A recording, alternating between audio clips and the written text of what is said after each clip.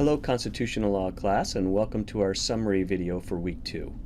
We dove into our discussion of federalism this week, and as we saw, the issue of federalism was a big one from the beginning of the Republic and sort of brought to a head by some of the perceived problems with the Articles of Confederation.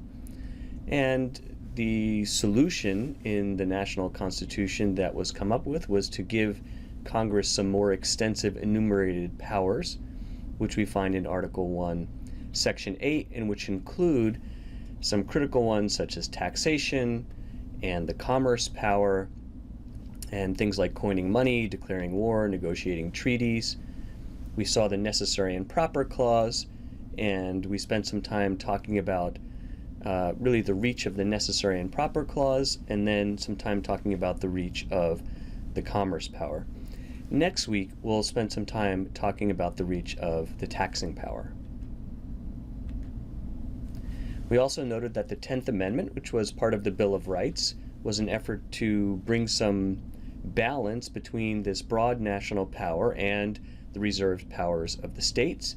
And we spent some time talking about how exactly that balances out. What kind of limit does the 10th Amendment actually place on federal power to regulate? And again, we'll talk a little bit more about that next week as well. We looked at really one of the foundational cases in this area, which is McCulloch v. Maryland. And remember sort of some of this language that Justice Marshall brought out in that case. We must never forget it is a constitution we're expounding. And so one of the questions that's going to weave its way through all of these debates is, what exactly does that mean? What is a constitution as a source of law? And in the McCulloch case, Justice Marshall also applied the necessary and proper clause and said not just broad general principles of constitutionalism, but the necessary and proper clause supported the founding of the national bank.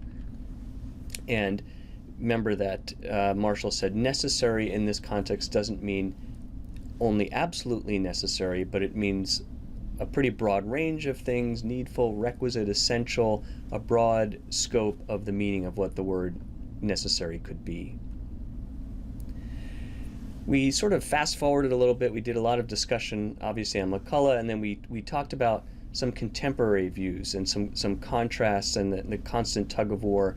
And in particular, we looked at Justice Thomas's dissent in U.S. Term Limits Inc. v. Thornton, and the view by Thomas that if the Constitution is silent, then the states are able to act, and that in the 10th Amendment, he has an expansive view of the 10th Amendment in suggesting that if the Constitution is silent, then those powers are really reserved to the states. And so that tension of, is it the Constitution sort of broadly interpreted, or is it the Constitution kind of narrowly and strictly interpreted, plays its way through all of these debates.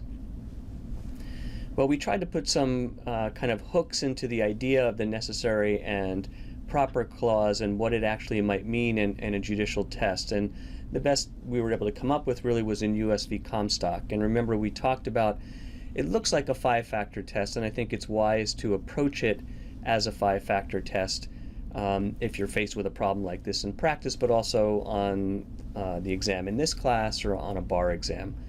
And remember, the first piece is just a rational relation test. Is the enactment rationally related?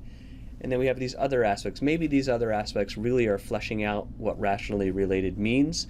Maybe they're separate factors, but in any event, to march through each of these factors is really the best course. So is it just a modest addition? Is it reasonably adapted?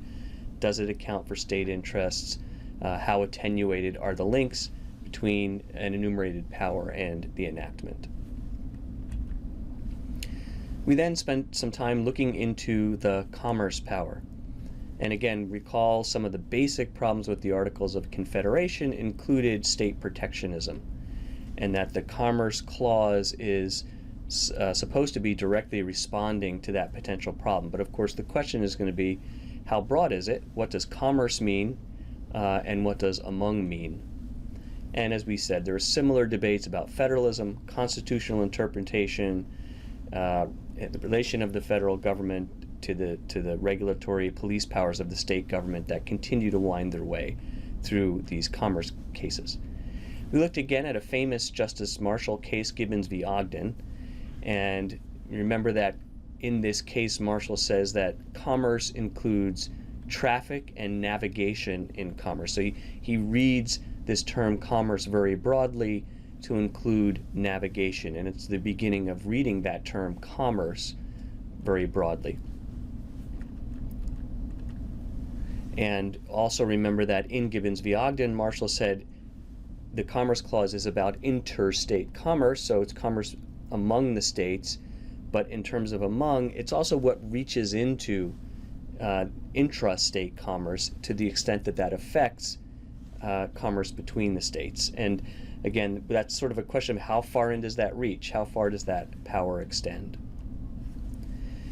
We then looked at a bunch of cases leading up to the New Deal, and then a bunch of cases at the beginning of and through the New Deal. And we noted that the New Deal is a real watershed in how the court looked at Commerce Clause issues.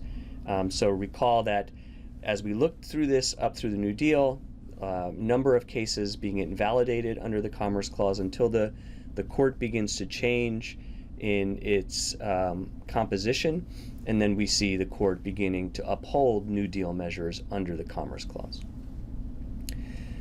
All right, so this still leaves us a bit kind of swimming at sea about how do we apply a Commerce Clause challenge today? What kind of tests would we apply today?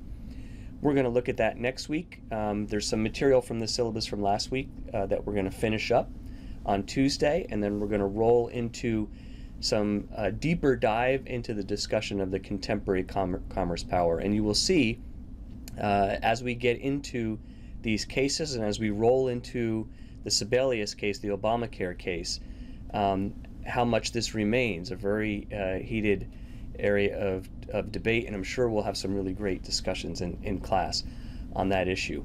Remember that on the 7th and the 8th, I'm away at a conference. We are going to meet on the 6th at 11 to 12:40 in room 270.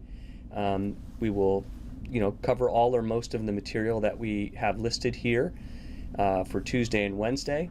And then Thursday I'm away. We won't have a class on Friday because I'm away, and then we will continue on into the following week.